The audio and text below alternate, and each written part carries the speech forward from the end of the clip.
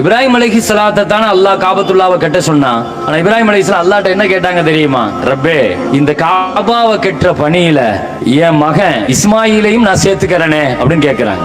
உலகத்தினுடைய முதல் பள்ளியினுடைய நிர்வாகி, உலகத்தினுடைய முதல் நிர்வாகத்தையே ஒரு வயோதிகரும் ஒரு இளைஞரும் சேர்ந்து தான் கையில் எடுக்கிறாங்க. இளைஞர்களை கையில் எடுங்க, இளைஞர்கள் பொது காரியத்திற்கு பயன்படுத்துங்க, அவனுக்கு வேலை கொடுங்க, பள்ளிவாசல்ல பொறுப்பு கொடுங்க, பள்ளிவாசலுடைய பணிகளுக்கு அவனை பயன்படுத்துங்க. அவன் பெரிய ஆபத்து என்னன்னு சொன்னா அவனை எப்பொழுதுமே தனிமையில வேலை இல்லாம விடக்கூடாது. ஸல்லல்லாஹு அலைஹி வஸல்லம் 13 வயசு பிள்ளை, 15 வயசு பிள்ளை, 18 வயசு பிள்ளைங்க மார்க்க விஷயங்களோடு பொது காரியங்களோடு அந்த இளைஞர்களை சம்பந்தப்படுத்தினாங்க. இளைஞர்களை கைய விட்டுட்டோம், நழுவி போயிட்டாங்க. இளைஞர்களை தேடி போக வேண்டியது இருக்குது. 5 வக்து தொழுகையில கிடைக்கிறாங்களா பிள்ளைங்க? இளைஞர்கள் ஜும்மாவுக்கு பயான் பேசுறாரு ஹஸ்ரத், எந்த இளைஞன் கேட்கறான்னு நினைக்கிறீங்க? மார்க்க விஷயங்கள் அவன் காதுக்கே போக மாட்டேங்குது.